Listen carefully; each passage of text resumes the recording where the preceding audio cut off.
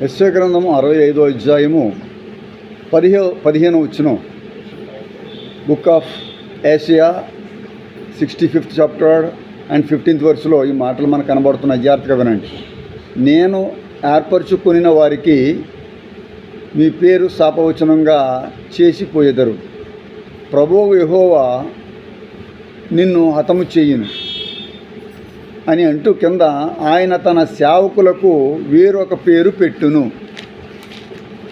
ఆయన తన సేవకులకు వేరొక పేరు పెట్టును అనేటువంటి మాట మనకు కనబడతా ఉంది. ఈ యొక్క మాటలు మనం చూసినప్పుడు తన సేవకులు అనేటువంటి మాట ఇదే అధ్యాయంలో చాలాసార్లు మనకు కనబడుతుంది. నా సేవకులు నా సేవకులు నా సేవకులు అని. ఉదాహరణకి నా సేవకులు అని ఎక్కడుందంటే 13వ వచనం చివరిలో నా సేవకులు పానము చేసేదరు కానీ దానిపైన ఆలకించుడి, నా సేవకులు భోజనం చేయుదురు కానీ మీరు ఆకలి కొనిదరు. నా సేవకులు పానం చేసేదరు కానీ మీరు దప్పికొనెదరు. నా సేవకులు సంతోషించేదరు కానీ మీరు సిగ్గుపడెదరు. నా సేవకులు హృదయానందము చేత కేకలు వేసేదరు కానీ మీరు చింతాక్రాంతులై ఏడ్చెదరు అని సేవకులకైనా చాలా గొప్ప ఆధిక్యతనిచ్చాడు. దేవుడు తన సేవకులకు గొప్ప ఆధిక్యతనిచ్చాడు. సేవకులు అంటే కేవలం దేవుని వాక్యం చెప్పే దైవజనులని మాత్రమే అనుకోవద్దు. సేవకులు అంటే కేవలం దేవుడు వాక్యం చెప్పే వ్యక్తులే అని మీరు అనుకోకండి. ఆయన సేవ చేసేవాళ్ళు ఎవరైనా సేవకులే. మీలో ఎంతమంది సేవకులు ఉన్నారు? మీరు దేవుని సేవకులేనా? దేవుడి సేవ ఎలా చేస్తున్నారు? దేవుడి సేవ చేయాలని ఆశ మీకుందా? ఎందుకంటే ఇక్కడ దేవుని సేవకులకు దేవుడు గొప్ప ఆధిక్యత ఇచ్చాడు. మిగతా వాళ్ళ పరిస్థితి ఎలాగైపోయినా కానీ, ఎందుకంటే ఈ 29 ఈ యొక్క అధ్యాయంలో భయంకరమైనటువంటి మాటలు మనకు కనబడతాయి. ఆ జనులు ఏముందంటే దేవతలను పూజించుటకు మన దేవుడని యెహోవా వద్ద నుండి తొలగినటువంటి హృదయం గలవారు, ఆ పురుషుడే కానీ స్త్రీగే కానీ నేడు మీలో ఉండకుండానట్లు నేను చేస్తానని దేవుని యొక్క వాక్యం ఇక్కడ చాలా క్లియర్గా చెప్తా ఉంది. చాలా క్లియర్గా దేవుని యొక్క వాక్యం చెప్తా ఉంది. ఆయన సేవకులు కానివారు, సరే ఆయన సేవకులు కాని వారికి ఏం చేస్తాడనేది పక్కన పెడితే, ఆయన సేవకులు అంటే ఆయనను ప్రేమించేవారు. ఆయన సేవకులు అంటే ఆయనను ప్రేమించేవారు. ఆయన సేవకులు అంటే ఆయనను గణపరిచేవారు. ఆయన సేవకులంటే ఆయన కొరకు సమస్తమును విడిచిపెట్టగలిగినటువంటి వారు. ఇప్పుడు మీరు తెలుసుకోవాల్సింది ఈవేళ సేవకులు, ఆయన సేవకులకు ఆయన ఇచ్చే ఆధిక్యత, మిగతా వాళ్ళ పరిస్థితి ఎలాగున్నా నా సేవకులు మాత్రం భోజనం చేస్తారు. సేవకులు కాని వారి విషయంలో దేవుడు ఆశీర్వాదం ఇవ్వటం లేదు.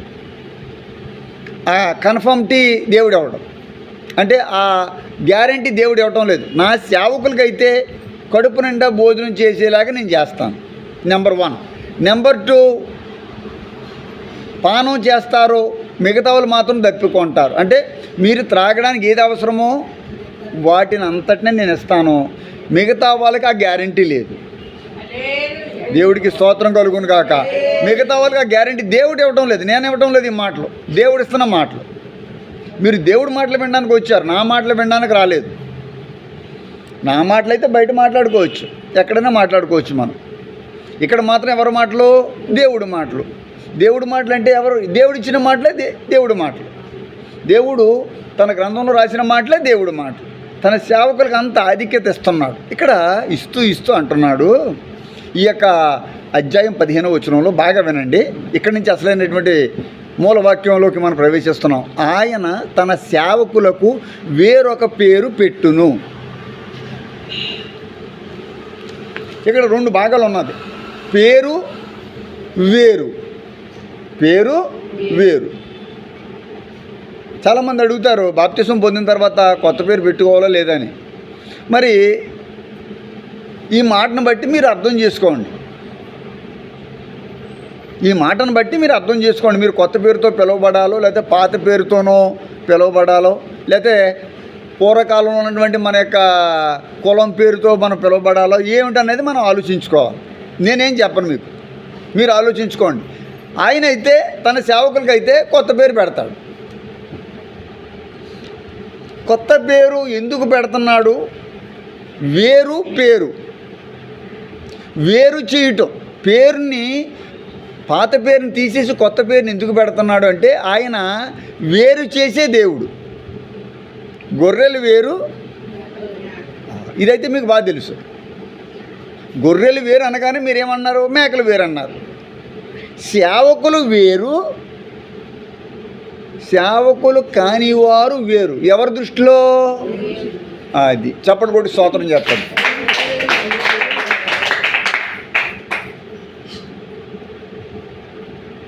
ఫంక్షన్ జరుగుతుంది. ఉదాహరణకి ఫంక్షన్లో ఎవరు భోజనం చేస్తున్నారో మనకు తెలుసు. మన వాళ్ళు అందరూ వచ్చారో లేదో మనం చూసుకుంటాం. మనం పిలవకుండా ఎవరైనా వచ్చారనుకో, సపోజ్ వాళ్ళు ఎవరో మనకు తెలుస్తుంది. ఎవరండి అని ముందు ఎవరినైనా పక్క వాళ్ళని అడుగుతాం. తర్వాత ఎవరండి మీరు అంటాం. అంటే మన వాళ్ళని మనం ఎవరైనా పిలవం. రండి కూర్చోండి తినండి, రండి కూర్చోండి తినండి. ఎందుకంటే వాళ్ళు మన వాళ్ళు కాబట్టి. మన వాళ్ళు కాని ఉంటారు సరే, వాళ్ళని ఎవరండి మీరు అంటాం. వాళ్ళు వేరు. ఇక్కడ వాక్యం ఏం చెప్తుందంటే తన సేవకులకు వేరొక పేరు పెడతాను అంటే ఎందుకు పెట్టాలి? ఆ పేరుతోనే ఎందుకు ఉండకూడదు? దేవుడు యాకోబు నీ పేరు ఏమిటి అని అడిగాడు. నువ్వు ఆశీర్వదిస్తేనే కానీ నిన్ను విడిచిపెట్టనన్నటువంటి యాకోబుతో దేవుడు పలికినటువంటి మాటలు ఏంటంటే యాకోబు అన్నాడు. ఎవరో? దేవుడే. అంటే అతని పేరేంటి? యాకోబు అని ఆయనకి తెలుసు. కానీ మరలా అడుగుతున్నాడు, యాకోబు నీ పేరేమిటి? పేరేంటి అంటే పేరంటే లక్షణాన్ని సూచిస్తుంది. ఇప్పుడు మన దేవుడు మనకు పెట్టే పేరులో ఆయన లక్షణాలు మనకు రావాలి. ఆయన ఏ పేరు పెట్టి పిలుస్తున్నాడో ఆ పేరుకు తగ్గట్టుగా మనం ఉండాలి. హల్లెలూయా. యెరూషలేము కుమార్తెలారా, సియోను కుమారి, సౌందర్యవతి, సులామతి, ఇన్ని పేర్లు తన బిడ్డలకు పెట్టుకుంటున్నాడు. దేవుని యొక్క వాక్యం చెప్తుంది.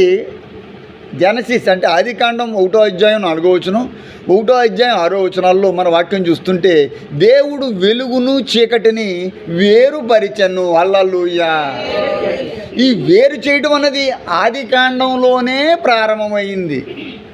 ఈరోజు మనం వృద్ధాప్యంలోకి వచ్చి చావడానికి సిద్ధంగా ఉన్నా కానీ మనలో మాత్రం ఆ తేడా, వెలుగుకి చీకటికి ఇంకా చాలామందికి తేడా తెలియటం లేదు. కేవలం మీకు చెప్తున్నాను అనుకోవద్దు. ఈ యొక్క వీడియో చూస్తున్నటువంటి అందరికీ ఈ మాట వెళ్ళాలనే ఉద్దేశంతో ఈ మాట చెప్తున్నాను. కేవలం మిమ్మల్ని క్రిటిసైజ్ చేయి, మిమ్మల్ని బాధ పెట్టాలని, మిమ్మల్ని ఏదో మాట అంటే నాకేదో డబ్బులు వస్తాయేమో అనుకుని కాదు. ఇది వీడియో కొన్ని వందల మంది చూస్తారు. నాకు సబ్స్క్రైబర్స్ 3000 మంది పైగా సబ్స్క్రైబర్స్ ఉన్నారు నాకు. కాబట్టి వీళ్ళందరూ టీవీ వీడియో చూస్తారు కాబట్టి ఈ మాట చెప్తున్నాను. మన వయసు పెరుగుతుంది కానీ ఆత్మీయ జీవితంలో వేటిని వేరుగా చూడాలి, వేటిని మన సొంతంగా చూడాలి. చెప్పు గట్టిగా హల్లెలూయా. మనం లోకాన్ని మన సొంతంగా చూసుకుంటున్నాం. దేవుడి సన్నిధి అంటే వేరుపాటు. దేవుడి సన్నిధి అంటే దూరం. దేవుడు ఎప్పుడు కావాలంటే ఇంకా చావు బతుకుల్లో ఉంటే అయ్యగారు వచ్చి ప్రార్థన చేయండి, బతికితే కూటం పెట్టించుకుంటాను. ఈ మాటలు నాకు కనబడుతూ ఉంటాయి ఎక్కువ.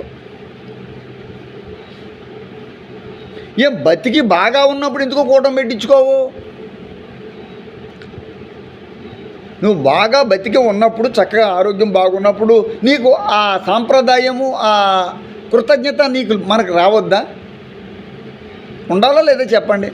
ఇప్పుడు ఒంట్లో బాగాలేక ఇంకా డాక్టర్ గారు తీసుకెళ్ళిపోమన్నారు, అప్పుడు ఎవరు గుర్తొస్తున్నారు? దైవజనుడు కావాలా. దైవజనుడితో వెంటనే ఏమండి ఒంట్లో బాగుంటే కూడికి పెట్టించుకుంటాం, ఒంట్లో బాగుంటే కూడికి పెట్టించుకుంటాం. మరి ఒంట్లో బాగున్నందుకు కూడికి పెట్టి మనం పెట్టించుకోవాలి కదా. నేను జనరల్గా చెప్తున్నాను, ఒంట్లో బాగాలేకపోతే నేను బాగుపడితే దేవుడు స్వస్థపరిస్తే నేను కూడికి ఏర్పాటు చేసుకుంటున్నానన్న జనులకి బాగున్న తర్వాత కాదు, అసలు బాగున్నప్పుడు ఆ మాట ఎందుకు రావటం లేదు? ఎందుకు దేవుణ్ణి వేరుగా చూస్తున్నాం మనం? దేవుడు ఆది కాలంలోనే ఏం చేశాడట? వెలుగుని చీకటిని వేరుపరిచాను. ఇప్పుడు మనం ఏ సంబంధులం? వెలుగు సంబంధులం. మనం ఎవరో? అమ్మా చప్పటి కొట్టి స్వాత్రం గట్టిగా చెప్పు. మనం వెలుగు సంబంధులం, చీకటి సంబంధులం కాదు. వెలుగునకు చీకటితో ఏమి సంబంధము? బెలియాలతో క్రీస్తునకు ఏమి పొత్తు? ఇప్పుడు మన సంబంధం, మన పొత్తు ఎవరితో? లోకంతో. మీరు మాటలు చెప్పడానికే తప్ప పనులు చేయడానికి కాదు ఇక్కడ ఎవరున్నది. నేను ఏదో మాట చెప్తే దానికి కంటిన్యూషన్ మీరు ఇవ్వడమే తప్ప మన దేవుడి సంబంధంలో, మనం దేవుడి సంబంధంలో అయితే దేవుని యొక్క మందిరం ఎందుకు ఖాళీగా ఉంటుంది? దేవుడి సంబంధం అయితే నీ కుటుంబం అంతా ఇంట్లో ఉంటుంది, నువ్వు ఒక్కదాని ఎందుకు వస్తున్నావు? నీ బంధువులందరూ ఇళ్లలో కూర్చుంటే నువ్వు ఒక్కదానివే ఇంతకాలం నుంచి వస్తున్నావు.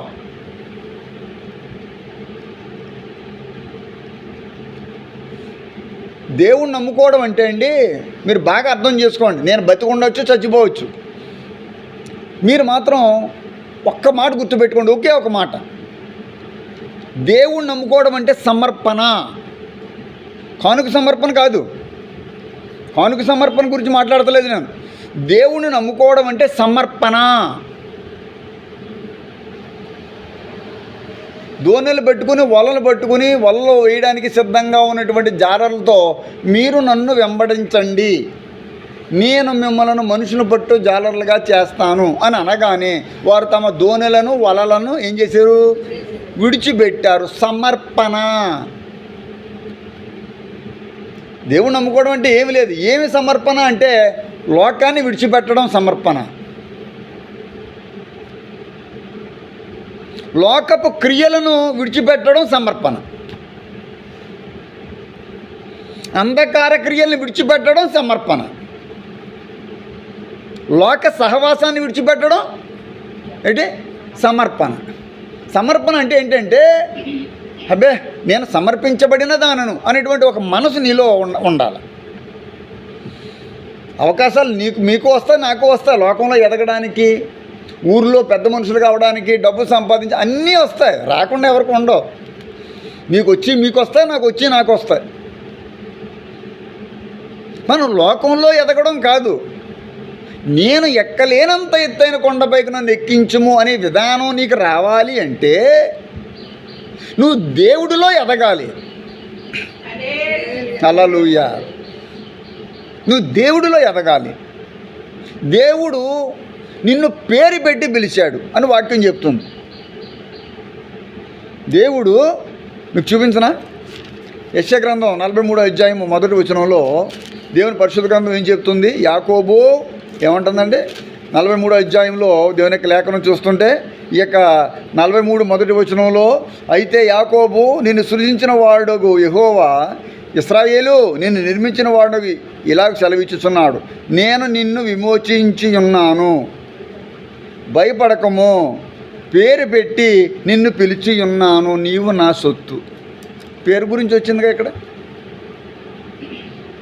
భయపడకము, పేరు పెట్టి నిన్ను పిలిచి ఉన్నాను, నీవు నా సొత్తు. మీ గురించే మాట్లాడుతున్నాను. మీరు దేవుని సొత్తు అయి ఉన్నారు. కుళాయి వస్తుంది, ట్యాప్ వస్తుంది, వాటర్ పట్టుకోవడానికి బిందులు పెట్టుకుంటారు, బకెట్లు పెట్టుకుంటారు. అది మీ సొత్తు, అది మీ బకెట్.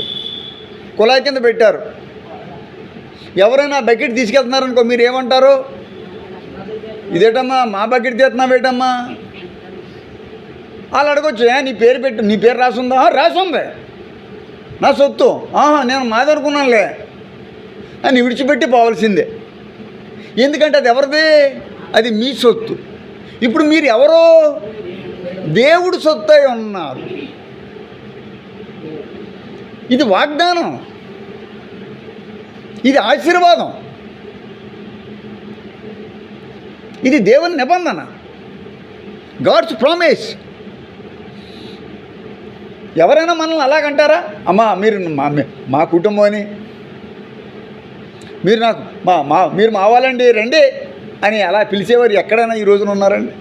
రామ్మ కాఫీ తాగుదాం, లేదమ్మా టీ తాగిదిగిందా, లేదా భోజనం చేద్ది కానీ ఎలా ఉన్నావు, లేదా నీరసంగా ఉన్నావు, ట్యాబ్లెట్ ఇస్తాను రా లోపలికి అని పిలిచేవాడు ఒక్కడ లేడు. ఎందుకు? మన ఇంట్లో వాళ్ళే మనల్ని మర్చిపోతున్నారు.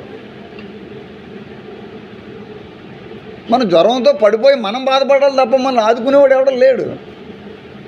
అందుకనే మనం దేవుణ్ణి అసలు విడిచిపెట్టకూడదు. ఎందుకంటే ఎవరు నిన్ను విడిచినా విడువని వాడు దేవుడు. కావాలని విడిచిపెట్టకపోవచ్చు. ఇప్పుడు ఏంటంటే భర్త లేకపోతే యజమానుడు ఇంట్లో తండ్రి పనికి వెళ్ళిపోతాడు. కొంతమంది బీహార్ వెళ్తారు, కొంతమంది ఒరిస్సా వెళ్తారు, కొంతమంది కర్ణాటక వెళ్తారు పనికి, కొంతమందికి దుబాయ్ వెళ్తారు. విడిచిపెట్టేయడం కాదు అది, వాళ్ళు పని మీద వెళ్ళిపోయారు కానీ విడిచిపెట్టినట్టే లెక్క. అంటే దూరంగా అయిపోయారు కాబట్టి. అలాంటి సమయాల్లో ఎలాంటి సమయంలోనైనా నిన్ను విడువను ఎడబాయను అని వాగ్దానం ఇస్తున్నా. చేతుల పైకైతే స్వాతంత్రం గట్టిగా చెప్పు. నీవు నా సొత్తు, పేరు పెట్టి నేను పిలిచి ఉన్నాను. దేవుడట 1:4 చీకటిని వెలుగును వేరుపరిచాడట. దేవుడు ఆ జలములను ఈ జలములను వేరుపరిచి గాకాని పలికినప్పుడు ఆ రెండు ఏమైపోయాట?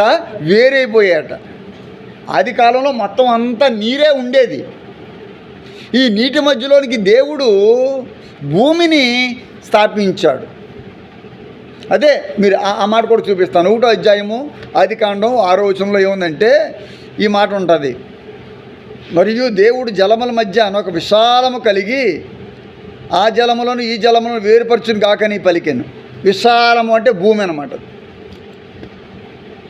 ఇప్పుడు మన చుట్టూరు సముద్రాలే ఉన్నాయి. భూమి శాతం చాలా తక్కువ. ఈ భూగోళం మీద సముద్రాలే ఎక్కువ. మీకు చదువుకోలేదు కాబట్టి మీకు సరిగ్గా తెలియకపోవచ్చు. భూమి మీద చాలా సముద్రాలు ఉన్నాయి. 5 పెద్ద సముద్రాలు ఉన్నాయి, మహాసముద్రాలు అంటారు వాటిని. మన భూమి మీద చాలా సముద్రాలు ఉన్నాయి. భూమి అనేది చాలా తక్కువ స్థలం అన్నమాట. ఇల్లు పెద్దది, బాత్రూమ్ చిన్నది ఉంటుంది, అవునా? ఇల్లు పెద్దది ఉంటుంది, బెడ్రూమ్ పెద్దది ఉంటుంది, కిచెన్ చిన్నది ఉంటుంది. అలాగే భూమి చాలా పెద్దది కానీ ఈ భూమి మీద సముద్రాలు బాగా ఎక్కువ, వాటి యొక్క విస్తీర్ణం ఎక్కువ. కానీ భూమి మీద మట్టి, ఈ సాయిల్ ఉన్న ఏరియా మాత్రం తక్కువ అన్నమాట. ఇప్పుడు దేవుడు జలములను ఏం చేశాడట? వేరుపరిచాడు. జలములను వేరుపరిచాడు కాబట్టి భూమి ఏర్పడింది. ఇప్పుడు నా వైపు చూడండి. ఇప్పుడు మీరు లోకము నుండి వేరైతేనే మీరు దేవుని సేవకులు అవుతారు. మీరు దేవుని సేవకులైతేనే ఆ క్రెడిట్, ఏ మాటలైతే ఆశీర్వాదం దేవుడిచ్చాడో అవి మీ మీదకి మీకు వర్తిస్తాయి. లేకపోతే ఎందుకు వర్తిస్తాయి? కేవలం మీరు వినడానికి మాత్రం ఎందుకు పనిచేయు. వాక్యం ఎలాగుంటుందంటే అండి, వినేవారు విని తృప్తి పొందేవారు అంతే. ఎన్ని సంవత్సరాలైనా ఇంక అదే జీవితం. విని తృప్తి పొందడం కాదు, వింటే ఏదో జరుగుతుందిలే, దేవుడి సన్నిధిలో కూర్చుంటే మంచిదే. కానీ మంచిది కాదు, ఇంకా మంచిది ఉంది. మీరు ఆ స్టేజ్కి వెళ్తలేదు. మంచి ఉంది, ఇంకా మంచి ఉంది, పరిశుద్ధత ఉంది, మహాపరిశుద్ధత ఉంది. ఏది కావాలా? కావాలా? అది మాత్రం కావాలి. ఎలా వస్తుంది? వాక్యం వినడం వేరు, వాక్యాన్ని అవలంబించడం వేరు. వాక్యాన్ని ప్రకారం జీవించడం అంటే ఎలాగంటే, ముందు వాక్యాన్ని అర్థం చేసుకుని అయితే నేను ఇప్పుడు నా బంగారం, నా బుజ్జి కొండ, నా రత్నాల కొండ అని మన తల్లిదండ్రులు మనల్ని పొగుడుతూ అంటారు. కానీ దురదృష్టం ఏంటంటే మన తల్లి మన తండ్రి చచ్చిపోయారు. నువ్వు నా సొత్తు, నా బిడ్డవే, నా బంగారం అని అన్న వాళ్ళు లేరు. అలాగా మంచి మాటలతో మనం లాలించి పాలించేవారు వెళ్ళిపోయారా లేదా? వెళ్ళిపోయారు. అలాగే మనం ఉన్నాం, మన పిల్లల్ని అలా ఆడిస్తున్నాం. కొంతకాలం తర్వాత మనం వెళ్ళిపోతాం, మన పిల్లలకి ఎవరు ఉండరు. కానీ దేవునికి వాక్యం చెబుతుంది, లాలించే దేవుడు, పాలించే దేవుడు. చప్పట్లు కొట్టి స్తోత్రం చెప్పండి. వాక్యం చెప్తుంది దేవుడు ఆ జలములను ఈ జలములను వేరుపరిచను. ఈ వేరు చేయటం అనేది ఆది కాలంలో స్టార్ట్ అయ్యింది. దేవుడు అంటే ఆయన తన సేవకులకు వేరొక పేరు ఏం చేస్తాడట? పేరు పెట్టును. తనకిష్టమైన పేరు నీకు పెడతాడు. తనకిష్టమైనటువంటి లక్షణము నువ్వు కలిగి ఉండాలని దానికి ఉద్దేశం. యాకోబు, ఇక నీ పేరు యాకోబు అనబడదు, ఇజ్రాయేలు అనబడును. హల్లెలూయా గట్టిగా చెప్పండి. యాకోబు, ఇక నీ పేరు యాకోబు కాదయ్యా. యాకోబు కాదు, ఇంకా యాకోబు దొంగ, యాకోబు మోసగాడు. ఇక మోసగాడు కాదు, నువ్వు ఇశ్రాయేలువు. ఆయన జనాంగానివి. ఇక నీ పేరు ఇశ్రాయేల్ అని పేరే పిలువబడుతుంది. మీకు తెలీదు కానీ చూపిస్తాను. నిర్గమకాండం 26వ అధ్యాయము 33వ వచనంలో ఈ మాట కనబడుతుంది. ఏముందంటే, సాక్ష్యపు మందసము అడ్డు తెర లోపలికి తేవలెను. ఆ అడ్డు తెర పరిశుద్ధ స్థలమును అతి పరిశుద్ధ స్థలమును ఏం చేస్తుందట? వేరు చేయును అనే మాట కనబడుతుంది.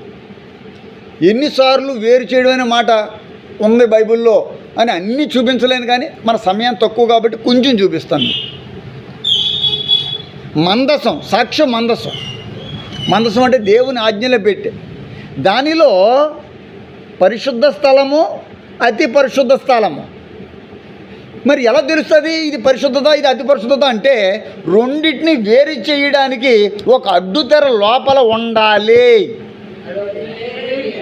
ఆ అడ్డుతెర ఒక దాన్ని పరిశుద్ధ స్థలం కింద, రెండవ దానిని అతి పరిశుద్ధ స్థలం కింద వేరు చేసింది. అంతేగా దేవుడు కూడా అన్నాడు కదా. లేవికాండంలో మనం చూస్తే 22వ అధ్యాయము, లేవికాండంలో మనం చూస్తే 20వ అధ్యాయము, లేవికాండం 20వ అధ్యాయంలో 24వ వచనంలో ఏ మాట ఉంటుందంటే, జనములలో నుండి మిమ్మల్ని వేరుపరిచిన మీ దేవుడైన యెహోవాను నేనే.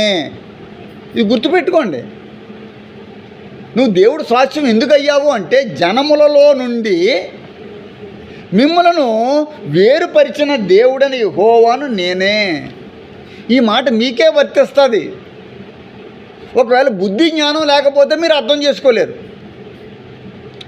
నా దగ్గరకు వస్తాయండి 2 ఉంటాయండి. నా దేవుడి దగ్గరకు వచ్చింది, ఒకటి ఆశీర్వాదం, రెండోది శాపం. నేను క్లియర్గా చెప్తున్నాను. మీకు ఆశీర్వాదం కావాలి అంటే దేవుని మాటను అర్థం చేసుకోవాలి. మీకు ఆశీర్వాదం వద్దు అని అనుకున్నారనుకోండి, ఆటోమేటిక్గా శాపంలోకి వెళ్ళిపోతుంది. దానికి మరి నేనేం చేయలేను. దానికి ఆశీర్వాదం ఎలాగ వస్తుంది, ఆశీర్వాదం ఎలా మన జీవితాల్లో ప్రవేశిస్తుంది అని మీరు చూసుకోవాలి. వాక్యం చెప్తుంది కదా, జనములలో నుండి మిమ్మల్ని వేరుపరిచిన మీ దేవుడని యెహోవాను నేనే. అంటే ఆయన మనల్ని ఏం చేశాడు? ఇప్పుడు లోకములో నుండి మనల్ని వేరుపరిచి పక్కన పెట్టాడు. ఎందుకు? తన సొత్తుగా చేసుకుందామని. చాలామంది జనాంగం ఉన్న దేవుడు అబ్రాహాము ఒక్కనే పిలిచాడు. చాలామంది ఈ ఊర్లో ఉన్న మిమ్మల్ని దేవుడు పిలుచుకున్నాడనే కనీస జ్ఞానం నీకు లేదు. You got chosen by God. దేవుడు నేను నియమించుకున్నాడనే విషయం నీకు జ్ఞాపకం ఉండాలి. నేను దేవుని బిడ్డను, దేవుని సొత్తు అయి ఉన్నాను, లోకం సొత్తు కాదు. కానీ మనం ఇప్పుడు లోకపు సొత్తుగా, లోకపు వారికి మనం బాగా పనిచేస్తున్నాం, వాళ్ళకి బాగా పనిచేసి పెడుతున్నాం. మన కుటుంబస్తులు అందరూ నిద్రపోతులుగా, తిండిపోతులుగా, తిరుగుబోతులుగా, తాగుబోతులుగా ఎవరి వలన అయ్యారు?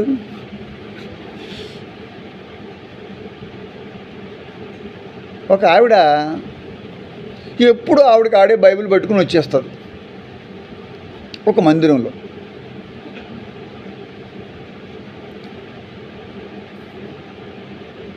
నాకు తెలుసు, ఆవిడ చూడగానే నాకు తెలిసిపోతుంది.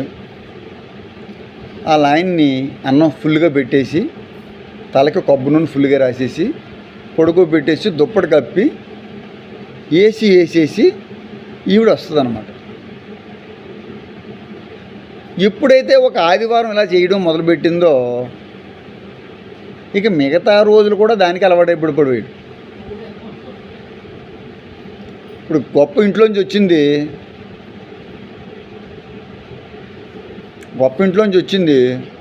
ఇప్పుడు గొప్ప ఇంట్లో పనికి వెళ్ళాల్సి వస్తుంది ఆవిడ. ఎందుకు? ఇతను ఇంట్లో పడుకుంటాడు. ఎంతకాలం మనకున్న డబ్బు కొండల్లా ఉంటాయి, తింటా కూర్చుంటే కరిగిపోతాయి. ఇప్పుడు ఈవిడ పరిస్థితి ఇప్పుడు ఏం చేయాలి? ఇప్పుడు అతన్ని అలా నిద్రబోతుకింద చేసింది ఎవరు? అంతేకాదు, తినేసి తాగేసి లేచిన తర్వాత అంటాడు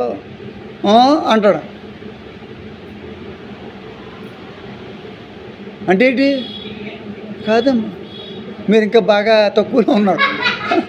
టీ కదండి, మందండి. ఏర్పాటు అయిందా, కూలింగ్ అయిందా అంటున్నాడు. తెప్పించేసుకుంటున్నాడు వేరే వాళ్ళ చేత. ఈవిడ పోసేవాళ్ళ. ఇప్పుడు త్రాగుబోతు అయ్యడానికి కారణం ఎవరండి? మనలో మన మాట అండి. త్రాగుబోతు అవడానికి కారణం ఎవరండి? ఈవిడే. ఇప్పుడు మన ఇంట్లో వాళ్ళు గుడికి రాకుండా ఉండడానికి గల కారణం ఎవరండి? మీరు అలా అంటే మీరు బాధపడకూడదు, నేను ఉన్నమాట చెప్తున్నాను. దానికి తగ్గట్టుగా మన ప్రార్థనా జీవితం లేదండి. మన దగ్గర అసలు దేవుడి యొక్క పాదాలను తడిపి పశ్చాత్తాపడే విధానం వాళ్ళకి కనబడతలేదు. మీరు నన్ను తిట్టుకోండి, నన్ను ఏదైనా అనుకోండి, నేనేమనుకోను. కానీ నేను ఒకటే కరెక్ట్గా చెప్తున్నాను. దయచేసి దేవుడి చేత మీరు వేరు చేయబడ్డారని చిన్న మాట మీ హృదయాలను తెప్పాలని మార్చాలని కోరుకుంటున్నాను. అదొకటే కోరుకుంటున్నాను నేను. ఇదొక్కటే తెలుసుకుంటే నీ కుటుంబం అంతా కూడా మారుతుంది నెమ్మదిగా. ఒక్కసారి కాదు, నెమ్మదిగా మారుతుంది. నీ ఒకటి అనుకోండి, నేను దేవుడి సొత్తు. దేవుడి సొత్తుని సాతానుడు ముట్టుకోలేడు. నీ బకెట్, నీ బింది కుళాయి కింద పెట్టి ఎవడని తీసుకెళ్తే పట్టుకెళ్తున్నావేటమ్మా, నాదో కాదో అడుగు అందరిని అంటుంది. నీ పేరు రాసింది అంటుంది ఫస్ట్ది, దొంగది అది. నా పేరో కాదో ఊరోళ్ళు అందరికీ తెలుసు. ప్రతిరోజు నేను 5, 6, 10 సంవత్సరాల నుంచి ఇక్కడ బింది ఎడుతున్నాను. అవునమ్మా, అవుదేనమ్మా, నువ్వెట్టి అని అందరి మీద పడిపోతారు. నీ మీదకి ఎవరు కూడా హాని చేయకుండా ఉండాలి అంటే మీరు దేవుడు సొత్తుగా ఉండాలి. ఏ విషము, ఏ పాము, ఏ చీకటి మీకు హాని చేయకుండా ఉండాలి అంటే మీరు దేవుడు సొత్తు అని సాతానుడికి మీరు తెలపాలి. నేను దేవుని బిడ్డను, నా తండ్రి రాజు అని ఒక విశ్వాసం నీలో బలంగా పుట్టాలా. కొట్టు, వాళ్ళు అంటున్నారు చెరసాల్లో పెట్టి కొడుతుంటే కొట్టు, నా రాజు కొరకు మేము దెబ్బలు తింటాం. పాటలతో ప్రార్థించారు. వాళ్ళు బాధపడలేదు, కృంగిపోలేదు. ఎందుకంటే మేము దేవుడు సొత్తు అయి ఉన్నాము, మేము దేవుడిని స్తుతిస్తాము. వాళ్ళు భయపడలేదు. దేవుడి సొత్తు ఎప్పుడు భయపడదు. ఎందుకంటే ఆ టైంలో మీకు ఏం జరగాలన్నది దేవుని యొక్క సహాయం తగిన సమయంలో మీకు తప్పకుండా దొరుకుతుందని దేవుని యొక్క వాగ్దానం ఉంది. మీకు ఒకటండి, ఇంక అన్నిటికంటే గొప్ప వాగ్దానం, మీరు దేవుడు సొత్తు అయి ఉన్నారు. నిన్ను పేరు పెట్టి పిలిచాను. దేవునికి వాక్యం చెప్తుంది, ఆ జనముల దేవతలను పూజించుటకు మన దేవుడని యెహోవా యొద్ద నుండి తొలగి హృదయము గల పురుషుడే కానీ స్త్రీ కానీ. ద్వితీయోపదేశకాండం బైబిల్ తెరమ్మా. ద్వితీయోపదేశకాండము 29వ అధ్యాయము పరిశుద్ధ గ్రంథం 17 నుంచి 20 వచనాలు చదువుకోండి. 21వ వచనం ముందు చదవండి. 21వ వచనం చూస్తే హృదయం గల పురుషుడే కానీ స్త్రీయే కానీ గోత్రమే కానీ నేడు మీలో ఉండకుండా ఉన్నట్లు యెహోవా ఇశ్రాయేలు గోత్రములన్నిటిలో నుండి వారిని వేరుపరిచెను. దేవుడు ఎక్కడి నుంచి వేరుపరిచాడట?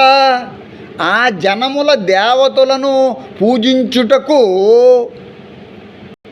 మన దేవుడని యెహోవా యొద్ద నుండి తొలిగే హృదయం కలిగినటువంటి పురుషుడే కానీ, కనబడలేదా? స్త్రీయే కానీ, పురుషుడే కానీ గోత్రమే కానీ నేడు మీలో ఉండకుండానట్లు. దేవుడు ఎక్కడి నుంచి వాళ్ళని ఇశ్రాయేలుని ఎక్కడి నుంచి వేరుపరిచాడు? ఐగుప్తు నుంచి వేరుపరిచాడు. ఐగుప్తులో పెట్టవచ్చు కదా. ఇక్కడ విషయం ఏంటి? ఐగుప్తులోని పెంచి దేవుడు వాళ్ళని ఆశ్రయించవచ్చు కదా. తన బిడ్డల్ని ముందు ఆ లొకేషన్, ఆ స్థలంలో నుండి బయటికి తీసుకొచ్చాడు, ఇక్కడ పెట్టాడు. ఇక్కడ పెట్టిన తర్వాత అంటాడు, నేను ఇశ్రాయేల్ ఎందుకు పెట్టానంటే ఇక మీరు వాళ్ళల్లో ఉండకూడదు, వాళ్ళకి మీరు దూరంగా ఉండాలి. వేరుపరిచాను, వారిని వేరుపరిచాను. ఇశ్రాయేల్ని వేరుపరిచిన దేవుడే మిమ్మల్ని కూడా వేరుపరిచాడు, లోకము నుండి వేరుపరిచాడు. లోకంలో లోకస్తులు పూజించే విధానము నుండి దేవుడు మిమ్మల్ని వేరుపరిచినట్టుగా వాక్యం చెప్తుంది. వాక్యం ఇంకో మాట చెప్తుందో తెలుసా మీకు? మత్తయి 25:32 ఏ మాట ఉందో తెలుసా? గొల్లవాడు ఎవరు? గొల్లవాడు గొర్రెలను వేరుపరిచినట్లు నేను వారిని వేరుపరిచాను. గొల్లవాడు ఏం చేస్తాడట? గొర్రెల్ని మేకల్ని ఏం చేస్తాడట? వేరుపరిచినట్టుగా నేను మిమ్మల్ని వేరుపరిచాను. కానీ సామెతలు 18:1 కూడా ఒక మాట కనబడుతుంది, వేరుండు గోరువాడు స్వేచ్ఛానుసారంగా నడుస్తాడు.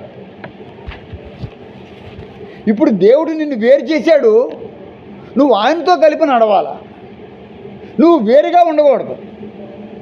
బాప్తిసం పొందావు, రక్షింపబడ్డావు, దేవుని మాటలు వింటున్నావు, ఇప్పుడు నువ్వు వేరుగా ఉండకూడదు, నువ్వు వేరే కుంపటి పెట్టకూడదు.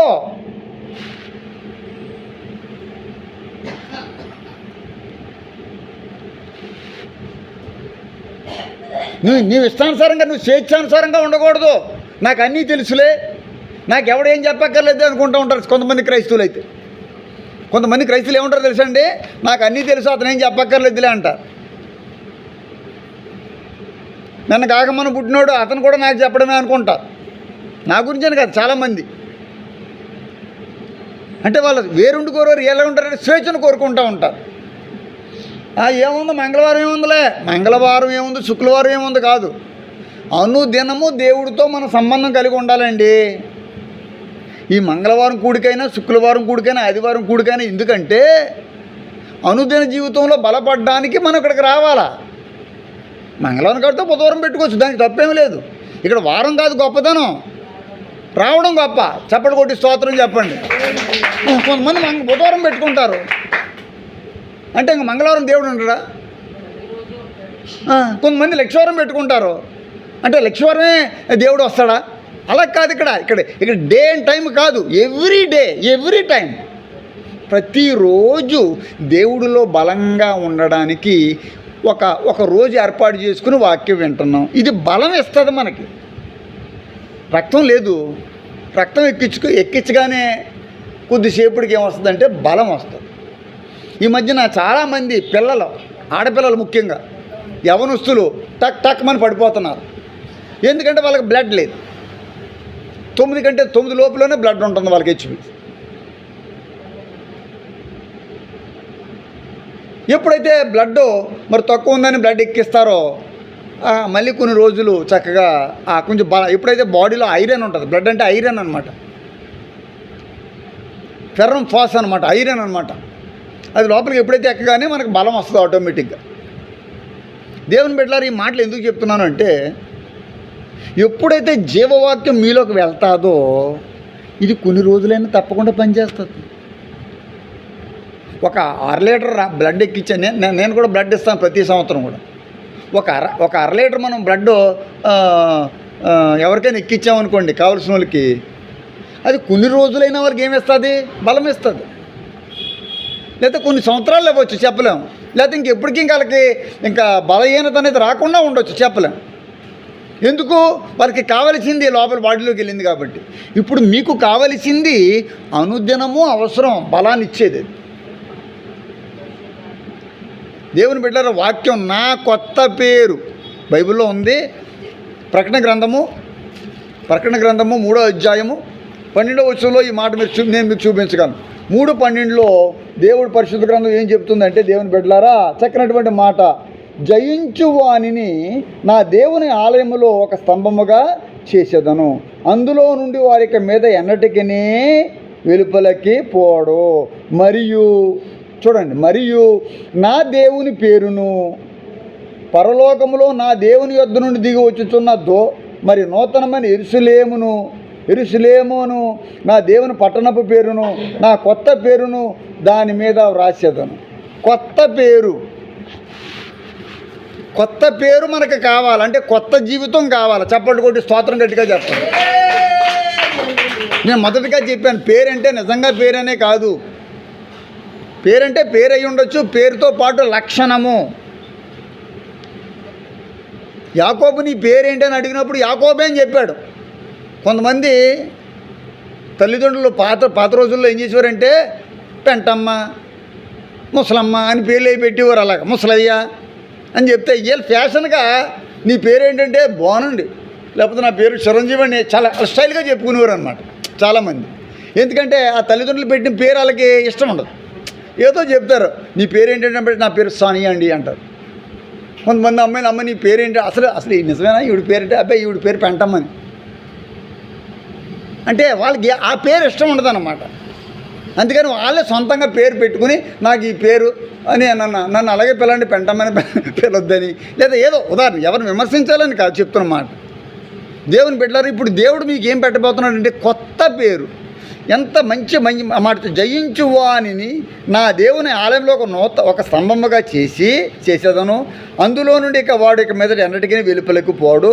మరియు నా దేవుని పేరు, ఇప్పుడు నీకు పెట్టబోయే పేరు దేవుని పేరు. చప్పట్లు కొట్టి స్తోత్రం చెప్పండి. అంటే లోకపు పేరు కూడా ఉంది. లోకంలో బోలు పేర్లు ఉన్నాయి, లక్షల కోట్ల పేర్లు ఉన్నాయి. రోజుకో పేరు వస్తుంది, కొత్త పేర్లు ఎప్పుడు మనం వింటలేదు. అనన్య అంట, ఏవేవో పేర్లు అంట. కుంకుడు పేరు, ఇంకేం చెప్పలేం. కుంకుడికి ఏం మాట, ఏం పేరు మనకేం అర్థం ఏం లేదు. రకరకాల పేర్లు. కుక్కు అంటే ఇంకొకరి పేరు, కుక్కు అంటే మరి కుంకుడుగా ఏం మరి. ఇంకోటి పేరు అంటి కాదు, అరటికాయలాగా. ఇంకో దాని పేరు బెండకాయలాగా. ఇంకో దాని పేరు వంకాయలాగా. ఇంకొకటి పేరు పొట్లకాయలాగా. దేవుడికి స్తోత్రం కలుగును కాక. ఈ పేర్లు ఎలా రకరకాల. ఇవన్నీ ఎందుకు చెప్తున్నానంటే, లోకంలో ఎన్నో పేర్లు ఉన్నాయి. ఈ పేర్లు మనకు వద్దు. లోకంలో పేరు కూడా కోరుకోవద్దు. లోకంలో నాకు మంచి పేరు రావాలని నువ్వు కోరుకోకూడదు. నీకు మంచి పేరు దేవుడే ఇస్తాడు. ఎందుకంటే నీకు ఆయన పేరే పెడితే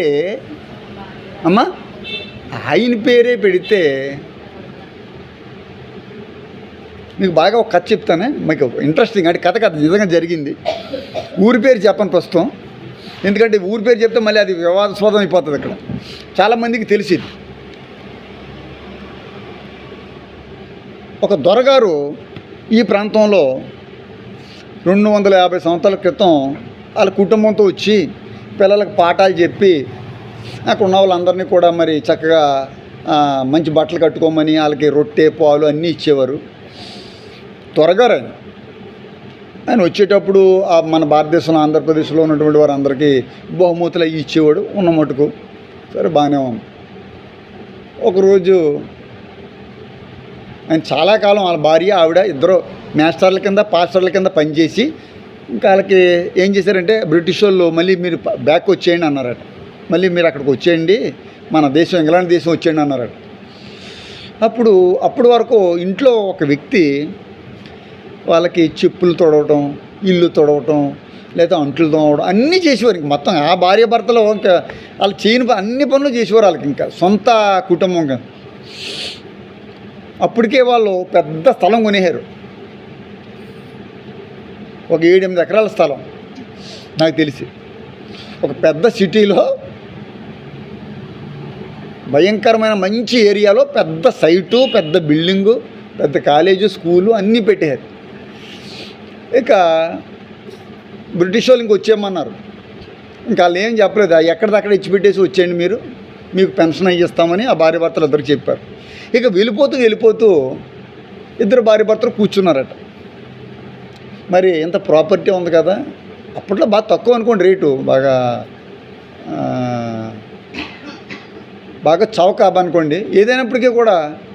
అయితే మరి మన ఇంట్లో నమ్మకంగా ఇప్పటివరకు పనిచేస్తున్నటువంటి భార్య భర్తలు వాళ్ళు ఉన్నారు కదా, వాళ్ళకి రాసి ఇచ్చేద్దామని వాళ్ళిద్దరికీ తెలియకుండా డాక్యుమెంట్ రాసేసి జాగ్రత్తగా వినండి. ఇప్పుడు డాక్యుమెంట్ రాసేసారు కానీ మళ్ళీ ప్రభుత్వం ఏమంటుందంటే అలాగా మీ ఆస్తి వాళ్ళకి ఇవ్వడానికి కుదరదో ఏదో పెడతాదేమో అని మేము ఇతన్ని అంటే పనిచేసిన వ్యక్తిని మా కొడుకుగా అంటే మా సంతానంగా దత్తత తీసుకుని ఇతనికి ఈ ఆస్తి అంతా కూడా ఇచ్చేస్తున్నామని దాని మీద రాసేసారు. దేవుడికి స్తోత్రాలు. ఈ మాట ఎందుకు చెప్తున్నానంటే అంతేకాదు, ఇతడు పేరు అప్పారావు పుల్లారావు, అతని పేరు మామూలుగా నిజంగా చెప్తున్నాను, అతని పేరు అలాగే ఉంటుంది, అప్పారావు పుల్లారావు. ఎందుకంటే వాళ్ళ మనవరాలే ముసలమ్మ అయిపోయింది, నేను ఆ ముసలమ్మతో మాట్లాడుతుంటే ఈ కథ అంతా బయటకు వచ్చిందనమాట. ఆవిడ ఒక ఇల్లు ఒక సైట్ ఏదో అమ్మేస్తుంటే మేము మాట్లాడుతుంటే, అమ్మ మరి మీకు ఎలాగంటే మాకు పలానా చోట ఉందండి, మాకు రావాల్సింది కూడా ఉందని చెబుతూ ఈ మాట చెప్పిందనమాట. మా తాతేనండి పలానా ఆ దొరగారి దగ్గర పరిచర్య చేసి అదంతా తీసుకున్నది అని చెబుతుందనమాట. ఇప్పుడు ఈ ఆస్తిపాస్తులు తప్పకుండా అతనికి రావాలి అంటే ఇతని ఇంటి పేరే అతనికి రావాలి. ఎవరికి? ఏ వ్యక్తికి రాస్తున్నాడు ఆ ఇంట్లో పని చేసేవాడికి కూడా ఇతని పేరే తగిలించేసి ఇతని పేరు మార్చేశాను, నా పేరు ఇతనికి ఎడుతున్నాను. దేవుడికి స్తోత్రం. ఈ పుల్లారావు అప్పారావు కాదు, ఇతని పేరు నా పేరే పెట్టేశానని తన ఇంటి పేరుతో సహా అతని పేరు పెట్టేసి, ఎప్పుడైతే ఆ ఇంట్లో పని చేసేవాడికి ఆ పేరు పెట్టేశాడో ప్రభుత్వం స్టాంపులు డ్యూటీ వారు వెంటనే ఆస్తి అంతటిని కూడా అతనికి, ఇంతకీ అతనికి ఏం తెలియలేదు, రిజిస్టర్ ఆఫీస్కి రమ్మని సంతకాలు పెట్టించుకున్నారట. అతనికి ఏం తెలియక ఎక్కడ పెట్టమంటే అక్కడ పెట్టారట. కొంతకాలానికి చాలా కాలానికి తెలిసిందట ఈ ఆస్తి అంతా నీదే కదని ప్రభుత్వం వారు, మన ఆంధ్రప్రదేశ్ ప్రభుత్వం వారు వచ్చి అడిగితే నాకు తెలియదండి బాబు అంటే ఇదంతా నీ పేరు మీద వాళ్ళు రాసేసారు. దేవుడికి స్తోత్రాలు. ఎలాగండి అంటే మరి అతని పేరు నీకు పెట్టాడు కదా. ఈరోజు నేను చెప్తున్నాను, ఆ దొరగారి కంటే మన దేవుడు ఇంకా గొప్ప దేవుడు. మీరు సేవకులుగా మారితే, మీరు దేవుని బిడ్డలుగా మారితే తన పేరు చేత తన పేరు పెట్టబడిన మీకు కూడా ఆయన ఏమి కూడా తక్కువ చెయ్యడు. 100కు 100% చెప్తున్నాను, తన బిడ్డలకి ఆయన లోటు చేయడు, తన బిడ్డలు ఆయన విడువడు. చీకటిని వెలుగును వేరు చేసిన దేవుడు, నా పేరు పెట్టబడిన నా జనులు చెడు మార్గమున విడవాలి అని 2 Chronicles 7:14 అంటే 2వ దినవృత్తాంతాలు ఒక చక్కని మాట చూపిస్తాను, మీకు చూపించి నేను ముగిస్తాను. 2వ దినవృత్తాంతాలు 7వ అధ్యాయం చాలా ఫెమిలియర్, అది చాలా అందరికీ బాగా సుపరిచితమైన మాట. 14వ వచనంలో ఈ మాట కనబడుతుంది. ఏం మాట ఉందంటే అండి, జాగ్రత్తగా వినండి. నా పేరు పెట్టబడిన నా జనులు, చెప్పండి నాతో, తమ్మును తాము తగ్గించుకొని ప్రార్థన చేసి నన్ను వెతికి తమ చెడు మార్గములను విడిచిన యెడల ఆకాశము నుండి నేను వారి ప్రార్థనను విని వారి పాపమును క్షమించి వారి దేశమును స్వస్థపరచుదును. ఈరోజు మీరు వచ్చినందుకు ఈ ఆశీర్వాదం మీ మీదకి వస్తుంది. ఒకవేళ మీరు రాలేదనుకోండి, ఈ ఆశీర్వాదాన్ని మీరు కైవసం చేసుకోలేరు. ఇప్పుడు ఆశీర్వాదాలు ఎవడైనా ఇవ్వచ్చు, కానీ అది జరగాలిగా, ఇచ్చేవాడు సరైనడే ఉండాలి కదా. ఇప్పుడు నేను మీకు ఒక ఆశీర్వాదం మీ ముందు పెట్టాను. ఇప్పుడు మీరు దేవుడు సొత్తు అయి ఉన్నారు, కన్ఫర్మ్ అయిపోయారు. ఎంతమంది కన్ఫర్మ్ చేసుకుంటున్నారు నేను దేవుడు సొత్తు అని? మీరు దేవుడు సొత్తు అయితే ఈ 7:14 కూడా ఈ మాట కూడా మీకే వర్తిస్తుంది. నా పేరు పెట్టబడిన నా జనులు. ఇప్పుడు మీతో చెప్తున్నాడు, మరి తన పేరు దేవుడు మీకు తగిలించాడుగా. ఇప్పుడు ఆయన అన్నాడు, నా పేరు పెట్టిన నా ప్రియ జనమా, మిమ్మల్ని మీరు ఏం చేసుకోవాలా? తగ్గించుకుని, రెండోది ప్రార్థన చేసి, మూడోది నన్ను వెతికి మీ చెడు మార్గాన్ని విడిచిపెడితే మీ దేశాన్ని స్వస్థపరుస్తాను. మీకు పేరు వచ్చేసింది, బాగానే ఉంది. పేరు వచ్చేస్తే సరిపోదు, మీకు మీరు తగ్గించుకుని, అంటే సమర్పణ. సమర్పణ అంటే కానుకేయడం మాత్రమే కాదు. ఇప్పుడు ప్రతి దేవుని బిడ్డకి ఏముండాలో తెలుసండి? సమయం మొదట ఇవ్వాలండి, కానుక సెకండ్. కానుక సెకండరీ. ముందు నువ్వు దేవుడి సన్నిధిలో కూర్చోవాలి. ఇది నేను చెప్పే మాట కాదు, దేవుడు చెప్తున్న మాట. ఎందుకంటే మీరు దేవుడు సొత్తుగా మీరు మారాలి అంటే మిమ్మును మీరు ఫస్ట్ తగ్గింపు కావాలి. దేవుడు చెప్పిన మాటకు మీరు లోబడమే తగ్గింపు. కఠినంగా ఉండొచ్చు మాటలు, కానీ నువ్వు తగ్గించుకుంటే దీంట్లో శ్రేష్టమైన తేనె వలె మధురమైన జీవితాన్ని మీరు అనుభవించగలరు. తేనె చాలా తియ్యగా ఉంటుంది, కానీ తేనె తీయాలంటే మాత్రం ఒక సాహసం చేయవలసిందే. గులాబీ పువ్వు చాలా అందంగా ఉంటుంది, కానీ కట్ చేయాలంటే ముళ్ళులను జాగ్రత్తగా ఛేదించుకుంటూ తగలకుండా కోసుకోవలసిందే. జడలో పెట్టుకుంటే అందంగా ఉంటుంది, కానీ కోసేటప్పుడే ఇబ్బందిగా ఉంటుంది. అవునా కాదా దేవుని బిడ్డలారా? అవును. కూర వండటం చాలా కష్టం, తినడం ఈజీ. చాలా బాగా వండారండి, చాలా బాగా రుచిగా వచ్చేసింది అంటారు, నిజమే. మరి వండటం ఎంత కష్టం అది. ఒక ఇద్దరు ముగ్గురికి వండటమే పెద్ద ప్రాసెస్. దేవుని బిడ్డలారా, ఈ యొక్క వాక్యం మనం వింటున్నాం. ప్రాసెస్ అంటే మనం జీవించడం చాలా కష్టం. జీవించిన తర్వాత వచ్చే తీపిదనం చాలా గొప్పగా ఉంటుంది. నేను చెప్పే మాట కాదు, అద్భుతమైన మాట మీరు వింటున్నారు. తమకు తాము తగ్గించుకుని, రెండోదిగా ప్రార్థన చేసి, ఏం చేసి?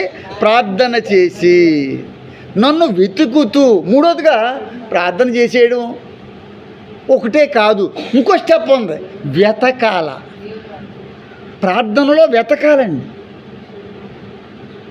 ప్రార్థనలో వెతకడం అంటే, ప్రభువా నేను నిన్న రోజుని ఇది అడిగి, కొంతమంది ఏం ప్రార్థన చేస్తారో తెలియదు, అది చేసింది మర్చిపోతారు. మనం అలా ఉండకూడదు, ప్రార్థన మీద పట్టుదల ఉండాలి. ఇల్లు కట్టాలా? ఇల్లు కట్టేంత వరకు పట్టుదలగా ప్రార్థన చేయాలి. స్తోత్రం చెప్పు. అంటే నీ తలంపులో ఇంకా అది పోకూడదు. ప్రభువా చాలాసార్లు నీతో చెప్తున్నాను, మీరు దేవునితో డైరెక్ట్గా మాట్లాడవచ్చు. ప్రభువా ఎంతకాలం నుంచి ప్రార్థన చేస్తున్నాను, నా ప్రార్థన ఎందుకు అంగీకరించు? అప్పుడు ఆయన చెప్తాడు, ఎందుకు అంగీకరించడం లేదో ఆయన చెప్తాడు. నీ లోపం ఏంటో చెప్తాడు, నీకు అర్థమైపోతాడు. నువ్వు అర్థం చేసుకుంటే దాని ప్రకారం మారితే నీ కార్యం చేస్తాడు. మరి నాకు అన్నీ అలాగే జరిగాయి. నేను ఏదైనా చేసినప్పుడు జరుగుతులేదు అనుకో, ఏంటి ప్రభువా ఇంతకాలం ఈ విషయంలో అడుగుతున్నాను కదా అంటే, ఈ విషయంలో ఇది ఉంది అడ్డు, ఇది నువ్వు చెయ్యాలి అని దేవుడు మాట్లాడతాడు. నీకు అర్థమైపోతుంది, నీతో కూడా మాట్లాడతాడు. నాతోనే కదా, నీతో కూడా మాట్లాడతాడు. హల్లెలూయా గట్టిగా చెప్పండి. మాట్లాడే దేవుడు అండి, ఆయన పక్షపాతం ఏం కాదు. నాకు ఇచ్చి నీకేమైనా ఏం వాడేం కాదు. ఆయన అందరికీ ఇచ్చే దేవుడు, ఆయన పక్షపాతి కాదు. అందరూ ఒకటే, మనం అంతా ఒకటే. నేనేం గొప్ప ఏం కాదు, కాకపోతే నా మీద ఉన్న అభిషేకాన్ని బట్టి మాట్లాడుతున్నాను అంతే. గొప్ప ఏం కాదు. నువ్వు అభిషేకించబడితే కూడా నువ్వు దీవించబడతావు. నీకు అభిషేకం కావాలంటే చెడు మార్గములను విడిచి అని కూడా ఉందిగా. మళ్ళీ ఇక్కడ ప్రార్థన చేసేసి గొప్ప ఆశీర్వాదాలు పొందేసి మరలా చెడు మార్గంలోకి వెళ్ళిపోతే మరలా దేవుడి పేరు నీకు ఎందుకు ఉంటుంది? మా ఇంటి పేరు పశువులశాల, పక్కింటి పేరు ఒలీవల తోట. మా ఇంటి పేరు, దేవుడికి స్తోత్రాలు. మా ఇంటి పేరు పశువుల పాక అని నువ్వు అనుకోవాలి. ఎందుకంటే యేసుప్రభువు ఎక్కడ పుట్టాడు? పశువుల పాకలో పుట్టాడు. అంటే ఆయన తగ్గించుకున్నాడు. ఆ తగ్గింపు నీకు ఉండాలి. భర్త మీద పడుతుంటే, కొడుతుంటే, తిడుతుంటే నువ్వు తగ్గించుకోవాలి. పిల్లలు నీ మీద లేస్తే వాళ్ళకి తెలీదు, మూర్ఖులు, వాళ్ళకి అజ్ఞానులని నువ్వు తగ్గించుకుంటూ ఉండాలి. వాళ్ళు చీపురు కట్టు పెట్టుకుంటే నువ్వు పెద్ద కర్ర మొక్క పెట్టుకుని మీదకి వెళ్ళిపోకూడదు. దానికి మనకు ఒక తగ్గింపు ఉండాలి. వాళ్ళు ఏదో దుప్పటి పెట్టుకుంటే నువ్వు తలకడ కొట్టుకుని మీద కొట్టేయడం కాదు. లేకపోతే సేవంటి బింది తెచ్చేసి కొట్టేస్తుంటే నువ్వు మరి రాగి బింది తీసుకొచ్చేసి ఇంకా గట్టిగా తగులుతుంది, బుర్ర బద్దలైపోవాలి సార్ అని ఆ కోపంలో కొట్టేస్తే అటు చచ్చిపోవచ్చు. దేవుని బిడ్డలారా, ఒక ఆవిడ అలాగే కొడుకుని చంపేసి పొరపాటున కోపంలో ఆడు తాగేసి వస్తున్నాడని బిందెట్టు కొట్టింది, పడిపోయాడు. ఆ తాగుబోతు దానంలో పడిపోయాడు. లెగుతాడులే అనుకుంది, కావాలని కాదు పాపం. ఆ దెబ్బ గట్టిగా తగిలింది, కన్నం పడిపోయి రక్తం కూడా అలా కారిపోయింది, లోపల క్లాట్ అయిపోయింది. ఒరే లేకరా బాబు, చాలే తాగింది అంటుంది పొద్దున్న లేచి. పాపం మామిడికి ఆ తల్లికి తెలియదు, మా తెలియదు, మనం అనకూడదు, వాళ్ళు విమర్శించకూడదు. కావాలని కాదు, చాలా వీగిపోయింది, చాలా వీగిపోయింది అతనితో. అప్పుడు సరిగ్గా లేచేటప్పటికి బ్లడ్ క్లాట్ అయిపోయి చచ్చిపోయాడు. అందుచేత నీ కోపాన్ని తగ్గించుకోవాలా. నువ్వు ఒకటే అనుకోవాలండి, నేను దేవుడి సొత్తు అంటే నీ అవసరతలో నీ యొక్క దీవెన కావాల్సిన టైంలో నీ దేవుడి సొత్తుని కదా దేవుడు ఇవ్వాలా అని కాదు. నువ్వు ఎల్లప్పుడూ దేవుడి సొత్తు అయి ఉన్నావు. నువ్వు లోకంలో ఉన్నప్పుడు కూడా నువ్వు దేవుడి సొత్తుగానే ఉండాలి. నీవు దేవుడు గాడ్స్ ప్రాపర్టీ, దేవుడు సొత్తు అని నీ యొక్క బాసికములో నువ్వు అది నీకు కట్టుకొని నువ్వు తిరగాలి. అప్పుడు అపవాది నిన్ను ముట్టుకోవడం. అపవాదిని మనం ఎదిరించాలి అంటే నువ్వు దేవుడు సొత్తని దానికి తెలియాలి. నీలో ప్రార్థన ఉందని, నీలో తగ్గింపు ఉందని, నీలో చెడుతనం లేదని. ఏమంటుంది ఇక్కడ? చెడు మార్గములను నడిచిన యెడల ఆకాశం నుండి నేను వారి ప్రార్థన విని విడిచిన యెడల వారి పాపం క్షమించి వారి దేశమును నీ ఇల్లు ఎంత, నీ కుటుంబం ఎంత, దేశం ఎంత, దేశాన్నే స్వస్థపరుస్తానంటున్నాడు. ఒక మనిషికి ఇచ్చే క్రెడిట్ ఏంటో తెలుసండి, మనం దేశం కొరకు ప్రార్థన చేయొచ్చు. మనకిచ్చిన ఘనత ఏంటో చెప్తున్నాను మీకు. మనకు దేవుడిచ్చిన ఘనత ఏంటో తెలుసా? నువ్వు దేశం కొరకు ప్రార్థన చేయొచ్చు. వింటాడు. మార్పులు వస్తాయి, ఖచ్చితంగా వస్తాయి. రాష్ట్రం కొరకు ప్రార్థన చేయొచ్చు, వీధి కొరకు ప్రార్థన చేయొచ్చు. ఒకవేళ వాళ్ళు మారలేదనుకోండి, ఆ తర్వాత వచ్చే ఉగ్రత వస్తుంది, అది మనం ఏం చేయలేం. ప్రార్థించవలసిన బాధ్యత మాత్రమే మనది. ఆ బాధ్యత నుండి తప్పించుకుని తిరిగితే ఎట్లాగా? ఒక బాధ్యత గల క్రైస్తవులు మనం, వ్యవసాయదారులు. నీ చేనులోకి నువ్వు వచ్చి ప్రతిరోజు నీ చేను ఎలాగుందో, నీ పంట ఎలాగుందో నువ్వు చూసుకోవాలా. నీ పరిగె ఎలాగుందో, నీ పరిగె మీద పురుగుగాని వచ్చిందేమో అని చూసుకోవాలా, నువ్వు పరీక్షించుకోవాలా. లోకంలో తిరిగితే లోకంలో పరిగెలు ఏరుకుంటే సరిపోదు. దేవుడి సన్నిధిలోకి అత్త అంటుంది రూతుతో, వెళ్ళు, జాగ్రత్తగా వెళ్ళు, నువ్వు తలస్నానం చేసుకుని జాగ్రత్తగా వెళ్ళు. అమ్మా అంటుంది దేవుని యొక్క వాక్యంలో. ఆవిడ అంత ఒబీడియంట్గా వెళ్ళినప్పుడు విషయం ఏంటో తెలుసండి మీకు? విషయం, రూతుకి బోయాజుకి వయసు ఎంతో తెలుసా? తేడా 80 సంవత్సరాల వయసు అవుతుంది. ఈవిడిది అప్పటికి 40. అంత వయసు. దేవుని బిడ్డలారా, మరి కారణాలు ఏంటో మనకి ఏమీ తెలియదు. కానీ అంటే ఈ బైబిల్ అది ఉండదు, కానీ అది బయట చరిత్రలో ఉంటుంది, వేరే పుస్తకాల్లో కనబడుతుంది, అది మీకు తెలియదు. కానీ దేవుడు ఆ కుటుంబాన్ని ఏం చేశాడంటే మల్టిప్లై చేశాడు, ఎంతో ఆశీర్వదించాడు. వేరవడం అంటే మరి ఇదే మాటలో చివరిగా ఒక మాట చెప్తున్నాను. రూతు కూడా తన దేశం నుండి ఏమైంది? వేరయ్యింది.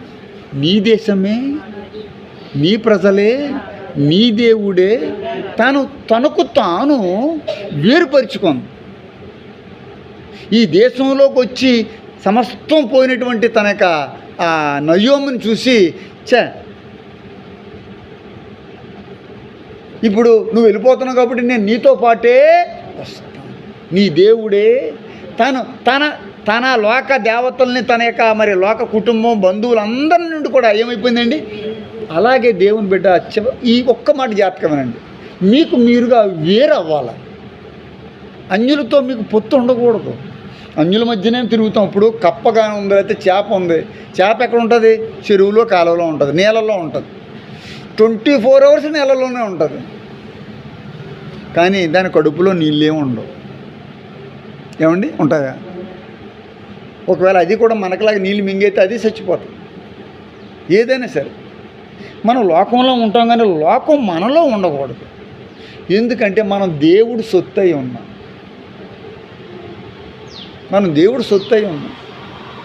బాటిల్లో నూనె ఉంటుంది, నూనెలో నూనె మాత్రమే ఉండాలి. నీళ్ళు వేసామనుకోండి, నీళ్ళు పాడైపోతాయి. నూనె ఎందుకు పనిచేయదు? నూనె, నీళ్ళు నీళ్ళే. అలాగే మీరు దేవుని బిడ్డలు కాబట్టి లోకం నుంచి సెపరేట్. ఆయన వేరు చేయడం ఏంటంటే, సముద్రంలో దేవుడు ఏం చేశాడు? నీటిని పాయలుగా చేశాడు. అంటే పాయలు అంటే సెపరేట్. ఎవరు చేయలేని కార్యాలు దేవుడు చేయగలడు అనే నమ్మిక మనలో ఉండాలి, స్ట్రాంగ్గా ఉండాలి. కోపం తగ్గించుకోవాలి, ఓర్పు పెంచుకోవాలి, సంతోషంగా ఉండాలి, సమాధానంగా ఉండాలి. మనం ఆశీర్వదించాలి. మన శాపం అంతా పోవాలని దేవుని బతిమలాడుకోవాలి. ఏ దేశం అయితే ఏ విధంగా ఏ వ్యక్తి అయితే ఈ విధంగా తనకు తాను తగ్గించుకొని ఏం చేయాలట? ప్రార్థన చేసి ఏం చేయాలటండి? ప్రార్థన చేయాలట. ప్రార్థన చేసి ఏం చేయాలట? ఏమాట ఉంది ఇక్కడ 7:14లో? తగ్గించుకొని ప్రార్థన చేసి నన్ను వెతుకునేవాడు. అలా ప్రార్థన చేసేసి మళ్ళీ లోకంలో అన్నీ వెతకడం కాదు. పని ఎక్కడ ఉంది? పొలం ఎక్కడ ఉంది? ఆడెక్కడున్నాడు? ఈడెక్కడున్నాడు? ఇది ఎక్కడ ఉంది? వంకాయ ఎక్కడ ఉంది? పొట్టకి ఎక్కడ ఉంది? మళ్ళీ దాన్ని ఎతకడం కాదు. తమకు తాము తగ్గించుకుని ప్రార్థన చేసి ఇవన్నీ చేస్తూ నన్ను వెతికితే నేను వాళ్ళకు దొరుకుతాను. అంటే ఇక్కడ మూడో ప్రాసెస్ ఒకటి ఉంది. ప్రార్థన మీరు చేస్తారు, చేయడం కావట్లేదు. తగ్గించదంటే మంచి తగ్గింపే ఉంది మీ దగ్గర, బాగానే ఉంది, ఓకే. ఇక్కడ వెతకడం కావాలి. వెతకడం తగ్గిపోయింది మన దగ్గర. అవునా కాదో మీకు తెలుసు. వెతకడం అంటే ఉపవాసంలో దేవుని వెతకాలండి. వారానికి ఒకసారి ఉపవాసం ఉండొద్దండి. దేవుడు ఎంత అన్నం పెట్టేస్తున్నాడు, శుభ్రంగా అన్ని రకాలు ఇచ్చేస్తున్నాడు. కానీ దేవుడు నామ మహిమార్థమై ఒక్క అరపూట మనం ఏముండాలండి? ఉపవాసం ఉండి జనుల కొరకు ప్రార్థన చేస్తే ఆ ప్రార్థన విని దేశాన్ని మారుస్తాడు. దేశం మారుతుంది. దేశం మారడానికి దేవుడిని ఎన్నుకున్నాడు. ఒక దేశాన్ని మనం శాసించగలగాలి. యెహోషువ ప్రార్థించగా సూర్య చంద్రుల నాపితివి. అలాంటి దినం ఇంకెప్పుడు కూడా లేదట. ఇశ్రాయేలు కొరకు ఒక వ్యక్తే ప్రార్థన చేశాడు. ఒక్క వ్యక్తి ప్రార్థించి, భూమి కాదు, భూమి కంటే సూర్యుడు ఎన్ని రెట్లు పెద్దదో తెలుసా మీకు? అసలు ఎంత పెద్దదో మీకు నేను చెప్పలేను, అంత పెద్దది సూర్యుడు. అలాంటి సూర్యచంద్రులు ఏమైపోయాట? భూమి ఏంటి? సూర్యుడు ఆగిపోతే ఏం చేస్తే? ప్రార్థన చేస్తే. ఎందుకు? ఇశ్రాయేలు విజయం కొరకు. ఇశ్రాయేలు మరి చావు నుండి తప్పించబడ్డానికి, శత్రువుల నుంచి తప్పించబడ్డా. నీ బిడ్డలకు శత్రువుల నుంచి తప్పించుకోవడానికి మరి ఇలాంటి ప్రార్థన నీ దగ్గర ఉండొద్దా? ఇలాంటి ప్రార్థన ఉండొద్దండి మన దగ్గర. ప్రార్థన ఎలాంటి తెలుసండి? ఎల్లప్పుడూ కన్నీటితో ప్రార్థన చేయాలి. ఎందుకంటే కన్నీటితో విత్తువాడు సంతోషం. మీ కన్నీరే మీకు సంతోషం అండి. మీరు ఎప్పుడైనా చూడండి, మీరు బాగా గమనించండి. ఎవరైనా ఏడుస్తూ మన ఇంట్లో వాళ్ళు కానీ బయట కానీ ఏడుతుంటే మనం ఏమంటా, ఎందుకే ఏడుపో ప్రతిదానికి అని ఇలాగ దాన్ని కన్నీరు తుడిచి టవలెట్టి ఇలాగ అన్న తర్వాత ఆ పిల్లడు కానీ ఏం చేస్తాడు చెప్పండి? అది మీకు తప్పకుండా కన్నీరు వచ్చిన వెంటనే మనిషికి ఏమవుతుందో తెలుసా? మీకైనా అంతే. కాసేపు మీరు అద్దం దగ్గరికి వెళ్ళి ఏడ్చేయండి. ఇంటికి వెళ్ళిన తర్వాత ఏడ్చి నన్ను గుర్తుపెట్టుకోండి ఒకసారి. టవలు పెట్టుకుని తుడుచుకుంటూ, పాస్టర్ గారు నవ్వు వస్తుంది అన్నారు కదా, నవ్వు రావట్లేదు అని అర్థం చూసుకుంటూ ఉన్నాను. మీకు నవ్వు వస్తుందో లేదో అడగండి. దేవుడికి ఇష్టం. అంటే కన్నీరు తర్వాత వచ్చేది, చీకటి తర్వాత వచ్చేది ఇది రూల్ అంతే. ఇంక రూల్ ఇస్ రూల్ అంతే. ఇప్పుడు మీరు చీకటి రోజులు, కష్టం రోజులు అనుభవిస్తున్నారు. దీని తర్వాత దేవుడు మన కొరకు నిర్ణయించి ఇచ్చేది మీ దగ్గరకు వస్తుంది. అంత మటుకు మనము హల్లెలూయా ప్రార్థన చేద్దాం.